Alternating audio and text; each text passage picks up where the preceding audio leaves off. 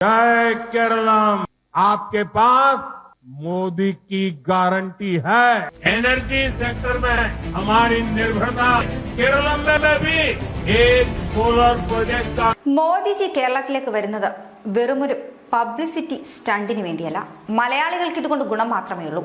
പ്രധാനമന്ത്രിയുടെ ഓരോ വരവും കേരളത്തിൽ യാഥാർത്ഥ്യമാകുന്ന വികസന തീരുമാനങ്ങൾക്ക് ഒപ്പമാണെന്ന് അടിവരയിട്ട് പറയാം.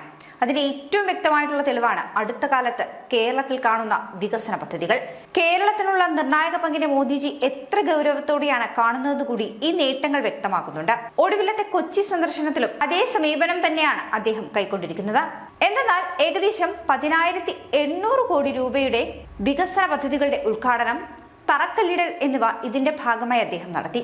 ദേശീയപാത വികസനത്തിൽ NH-66 ഉൾപ്പെടെയുള്ള വിപുലീകരണ പ്രവർത്തനങ്ങൾ, BPCL കൊച്ചി റിഫൈനറിയിലെ പോളിപ്രൊപ്പിലിൻ യൂണിറ്റ് പോലെയുള്ള വ്യവസായ നിക്ഷേപങ്ങൾ, റെയിൽ, ഗ്രാമീണ റോഡുകൾ, സോളാർ തുടങ്ങിയ മേഖലകളിലെ പദ്ധതികൾ എന്നിവ മോദി സജീവമായി മുന്നോട്ട് കൊണ്ടുപോവുകയാണ് കേരളത്തിൽ. ഇതുകൂടാതെ തന്നെ കേരളത്തിന്റെ പേര് കേരള എന്നതിൽ നിന്നും കേരളം എന്നാക്കി മാറ്റുവാനുള്ള കേന്ദ്ര തീരുമാനത്തിലൂടെ മലയാള ഭാഷയ്ക്കും സംസ്കാരത്തിനും അദ്ദേഹം വലിയ ഒരു ആദരവാണ് നൽകിയിരിക്കുന്നതെന്നതും ഓർക്കണം.